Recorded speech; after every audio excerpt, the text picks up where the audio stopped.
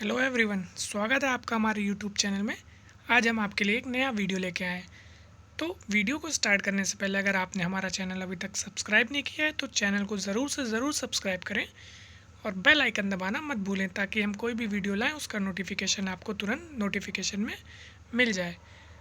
Video को अंत तक देखिएगा। अगर आपको हमारा वीडियो अच्छा लगता है तो एक लाइक और कमेंट ज़रूर करिएगा। तो चलिए स्टार्ट करते हैं। आज हम आपके लिए जो वीडियो लेके आए हैं उस टॉपिक का नाम है trend analysis and cross sectional analysis. So what is trend analysis? A trend is a recurring pattern, and trend analysis is a practice of collecting data in order to study the pattern of movement and to predict the future movement based on recently observed trend data. Trend analysis is based on the idea that what has happened in the past will recur. This trend gives analysts an idea of what is going to happen in the future.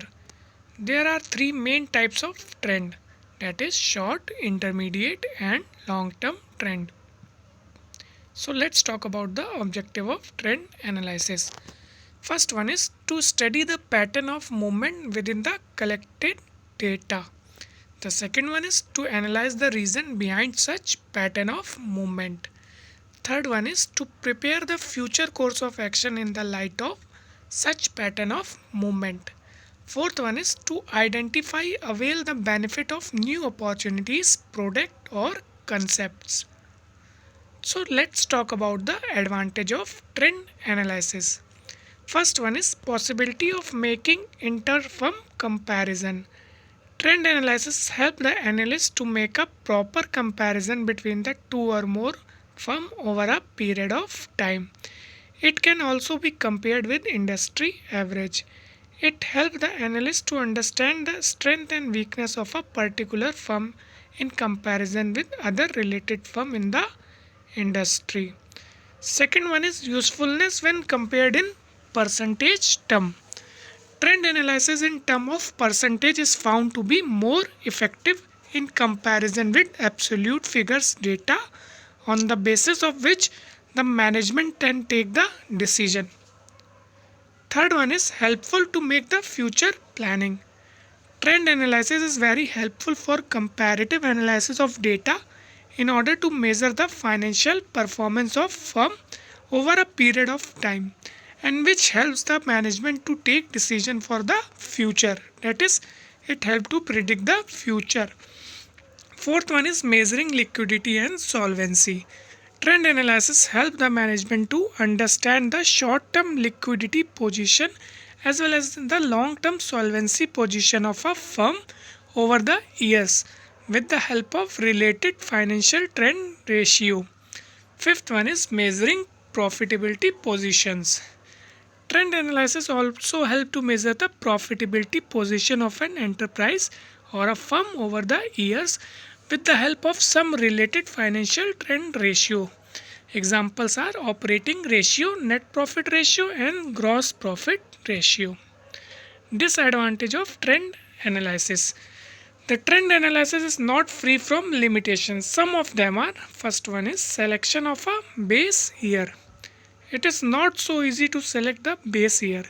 Usually a normal year is taken as the base year, but it is very difficult to select such a base year for the purpose of ascertaining the trend. Otherwise, comparison or trend analysis will be of no value. Second one is consistency. It is also very difficult to follow a consistent accounting principle and policy, particularly when the trends of business accounting are constantly changing. Third one is useless in inflationary situations. Analysis of trend percentage is useless at the time of price level change, that is inflation. Trend of data which are taken for comparison will present a misleading results. Let's talk about cross-sectional analysis. Cross-sectional analysis is a type of analysis where an investor, analyst or portfolio manager compare a particular company other companies in the same industries. Cross-sectional analysis may focus on a single company to compare with its bigger companies or it may search from the industry with a particular strength. The objectives are to prepare a database. Second one is to access the performance of a given company. Third one is to look for investment opportunities in a profitable avenues. Fourth one is to make a comparative study.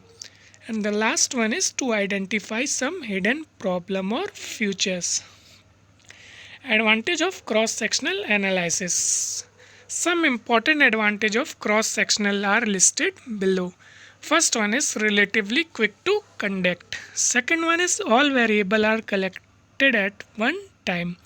Third one is multiple outcome can be researched at a once. Fourth one is all the factor and the study can be measured. Fifth one is suitable for descriptive analysis. And the last one is it can be used for further research. Limitation of cross-sectional analysis. Cross-sectional analysis suffer from the following limitations.